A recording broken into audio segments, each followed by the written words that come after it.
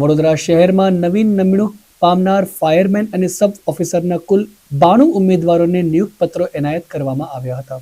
વડોદરા મહાનગરપાલિકામાં અગ્નિશમન અને તાત્કાલિક સેવાઓ વિભાગમાં સીધી ભરતી આધારે નવીન નિમણૂક પામનાર સૈનિક અને સબ ઓફિસરના કુલ 92 ઉમેદવારોને નિયુક્તિ પત્રો એનાયત કરવાનો કાર્યક્રમ સવારના 9:45 વાગ્યે વીએમસી કોન્ફરન્સ હોલ ખાતે યોજાયો હતો. મેયર પિંકીબેન સોની, ડેપ્યુટી મેયર ચિરાગભાઈ બારોટ, સ્થાયી સમિતિ અધ્યક્ષ ડોક્ટર શીતલ મિસ્ત્રી, નેતા શાસક પક્ષ મનોજભાઈ પટેલ, દંડક શૈલેષભાઈ પાટીલ અને મ્યુનિસિપલ કમિશનરના વરદ હસ્તે નવીન નિમણૂક પામનાર ઉમેદવારોને નિયુક્તિ પત્ર એનાયત કરવામાં આવ્યો હતો. વડોદરા શહેરના વિકાસની દિશામાં કામ થઈ રહ્યું છે ત્યારે ભરતી પ્રક્રિયા માટે ચૂંટાયેલી પાંખ અને વહીવટી પાંખ આ બંને ભેગા થઈ અને આ પ્રક્રિયા કરવામાં આવતી હોય છે. ત્યારે જ્યારે નવા ઉમેદવારોને આજ રોજ નિમણૂક પત્ર એનાયત કરવાનું આયોજન કરવામાં આવ્યું હતું ત્યારે ચૂંટાયેલી પાંખ અને વહીવટી પાંખ આ બંને સાથે મળી અને આજ રોજ આ 92 લોકોને નિમણૂક પત્રો તથા એમને શુભેચ્છાઓ પાઠવી છે.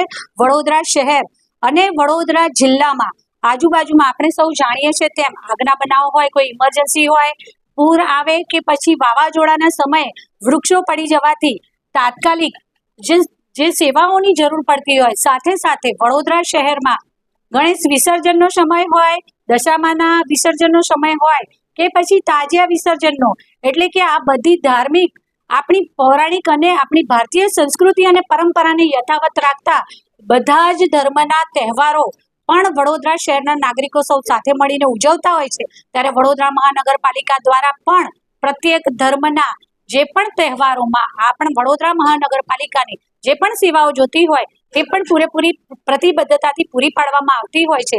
ત્યારે આ ફાયરમેન અને સબ ફાયર ઓફિસર્સની જે ભરતી પ્રક્રિયા કરવામાં આવી છે, ચોક્કસ આગામી સમયમાં હાલોલ, કાલોલ, પાદરા, ભરૂચ અને જંબુસર આ બધા વિસ્તારોમાંથી પણ કોલ આવતા વડોદરા ફાયર સ્ટેશનમાંથી ફાયર વિભાગના ઓફિસરો અને તેમની ટીમ દોડી જતા હોય છે અને લોકોને તાત્કાલિક સેવાઓ આપી અકસ્માતો અને પરિસ્થિતિની ગંભીરતામાંથી પણ બચાવીને બહાર લઈને આવતા હોય છે. ત્યારે ખરા અર્થમાં વડોદરા મહાનગરપાલિકાનું ફાયર વિભાગ એ જાણે કે ઈશ્વર જ મનુષ્યના રૂપમાં, કારણ કે ઈશ્વરને જ્યારે કોઈને મદદ કરવી હોય ત્યારે આપણામાંથી જ કોઈકને માધ્યમ બનાવતા હોય છે. ત્યારે મનુષ્યના રૂપમાં જ્યારે ઈશ્વર મદદ કરવા આવે તેવા આ ફાયર વિભાગના સૌ જવાનોની આજે ભરતી થઈ છે. હું સૌને ખૂબ ખૂબ શુભેચ્છાઓ પાઠવું છું. આભાર. 26 છે અને બાકીના અન્ય જિલ્લામાંથી છે અને જે સરકારશ્રીના નિયમો છે જે પ્રમાણે અલગ અલગ જે કેડરમાં લેવાના હોય છે, જેમાંથી જનરલના 36 જેટલા ફાયરમેન છે, SCBCના 17 છે, EWSના 8 છે, SCના 6 છે અને STના 16 છે. તો એવી જ રીતે સબ ઓફિસરની ભરતીમાં જનરલના 4 છે, SCBCના 2 છે, STના 2 છે અને SC ઉમેદવાર 1 છે.